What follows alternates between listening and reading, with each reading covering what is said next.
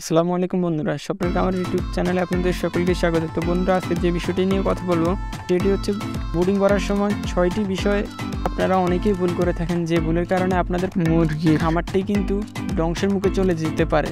বন্ধুরা, আপনারা ঠিকই শুনেছেন, 6টি ভুল করলে আপনার মুরগির খামারটি একবার ধ্বংসের মুখে চলে যেতে পারে। তাই ভিডিওটি শুরু থেকে শেষ পর্যন্ত দেখলে আশা করি এই সমস্যাটির সমাধান হয়ে যাবে। ভিডিওটি শুরু করার আগে আপনাদের মাঝে একটি অনুরোধ, যারা এখনো চ্যানেলটি সাবস্ক্রাইব করেনি অবশ্যই সাবস্ক্রাইব করে আমাদের ছোট পরিবার স্বপ্নের খামার ইউটিউব চ্যানেলের সাথে থাকবেন।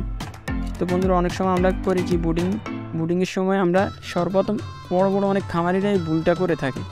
সেটি হচ্ছে নিচে আমরা কি করে থাকি, তুষ বিছিয়ে থাকি, তার উপরে কি করি, পেপারের কাগজগুলো দিয়ে থাকি। হ্যাঁ বন্ধুরা, এইটাই সর্বপ্রথম আমাদের ভুল।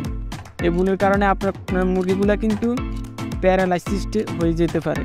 যেহেতু মুরগিগুলো সবই ডিম থেকে বের হয়েছে, তাই তাদেরকে আমরা প্রথমেই কিন্তু ব্রুডিং করার রুমে নিয়ে যাওয়ার পরে আমরা কি করি, সর্বপ্রথম আমরা এই ভুলটাই করে থাকি।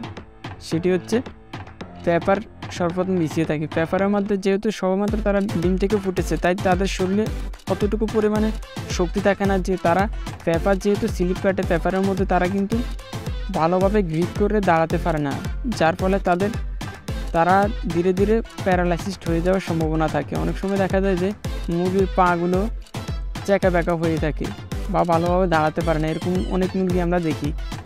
তো এইটা হচ্ছে আমাদের সর্বপ্রথম ভুল। তো এই সমস্যার সমাধানের ক্ষেত্রে আমরা যে সকল পদক্ষেপ নিতে পারি সেটি হচ্ছে পেপারের পরিবর্তে অবশ্যই বস্তা দিতে হবে। বাজারে যে আলুর বস্তাগুলো রয়েছে, এই বস্তাগুলো তো আলুর বস্তাগুলো দেওয়ার আগে আমাদেরকে একটা বিষয় খেয়াল রাখতে, অবশ্যই এই বাজার থেকে বস্তাগুলো কিনে নিয়ে এসে ভালোভাবে ঝেড়ে নিতে হবে। ঝেড়ে নেওয়ার পরে অবশ্যই ভালোভাবে ধুয়ে রোদে শুকিয়ে এগুলো গুডার পরে মেঝেতে অবশ্যই বিছিয়ে দিতে হবে। তাহলে হবে কি, মুরগিগুলো যেহেতু সবমাত্র ডিম থেকে ফুটেছে, সেক্ষেত্রে তারা যেহেতু পাটের বস্তা, তাই তারা বস্তার মধ্যে দাঁড়াতে গ্রিপ পাবে। সেই ক্ষেত্রে মুরগিগুলা অনেকটাই স্বচ্ছন্দবোধ মনে করবে। দ্বিতীয় নম্বর, আমরা ব্রুডিংয়ের সময় অনেকেই এই ভুলটা করে থাকি। সবেমাত্র মুরগিগুলো যেহেতু ডিম থেকে বের হয়েছে, তাই তাদের কাঙ্ক্ষিত যে ভিটামিন বা ইনস্ট্যান্ট এনার্জি প্রয়োজন, সেক্ষেত্রে তাদের শরীরে অতটুকু এনার্জি থাকে না। সেক্ষেত্রে আমরা যে কাজটি করতে পারি, গ্লুকোজ খাওয়াতে পারি। প্রতি লিটার পানিতে 3 গ্রাম গ্লুকোজ মিশিয়ে খাওয়াতে পারি। অনেকে আমরা এই ভুলটা করে থাকি, সেটা হচ্ছে পানির পাত্র সরাসরি লাইটের নিচে রেখে থাকি। এটা হচ্ছে আমাদের ভুল। তো এই লাইটের নিচে পানির পাত্রটা রাখলে হবে কি, যখন আপনার পানিগুলো দিয়েছেন, লাইটের নিচে থেকে কিন্তু পানিগুলো ধীরে ধীরে গরম হবে, এবং এই গরম পানিটা খেয়ে কিন্তু মুরগিগুলা কলেরা, ডায়রিয়া সহ বিভিন্ন ধরনের রোগে আক্রান্ত হতে পারে।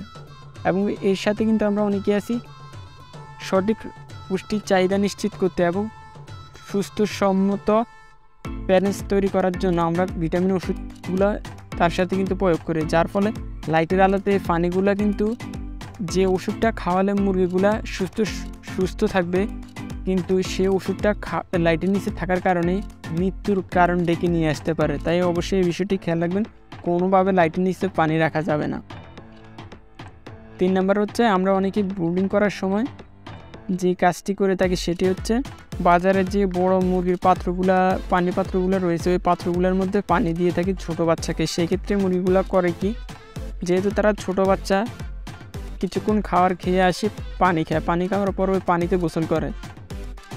সবেমাত্র এই বাচ্চাটি ফুটেছে, তার শরীরে যেটুকু তাপমাত্রা প্রয়োজন ছিল অতটুকু থাকে না, যার কারণে আমরা ব্রুডিং করি। এবং দেখা যায় যে মুরগিগুলো বাচ্চাগুলো গোসল করার পর হয় কি, তাদের শরীরে এমনিতেই তাপমাত্রা কম, যার কারণে আমরা তাপমাত্রা দিয়ে তাদের শরীরটা যেন ঠিকঠাক তাপমাত্রা থাকে সে নিশ্চিন্ত করে, কিন্তু যার কারণে সে গোসল করার কারণে কিন্তু তার শরীরে তাপমাত্রা ধীরে ধীরে আরও কমতে থাকে, যার ফলে মুরগিটি হাইপোথার্মিয়া আক্রান্ত হতে থাকে। যারা অবশ্যই বিষয়টি খেয়াল রাখবেন, যাতে করে ব্রুডিংয়ের সময় মুরগির বাচ্চাটি কোনোভাবে পানিতে নেমে গোসল না করতে পারে। তো অবশ্যই আমরা এই বিষয়টি খেয়াল রাখবো, যে কোনোভাবে বড় যে পানি পাত্রগুলো রয়েছে, সেই পানি পাত্রগুলো অবশ্যই ব্রুডিং করে দিব না। সেক্ষেত্রে 10 থেকে 15 টাকা দামের যে পানি পাত্রগুলো রয়েছে, তার মধ্যে একটা বোতল সেট করে বোতলের মধ্যে পানি দিয়ে কিন্তু খাওয়াতে পারি। অনেক সময় আমরা ব্রুডিং করে ভিটামিন কোর্স করে না, সেক্ষেত্রে আমাদের কি অবশ্যই ভিটামিন কোর্স করাতে হবে।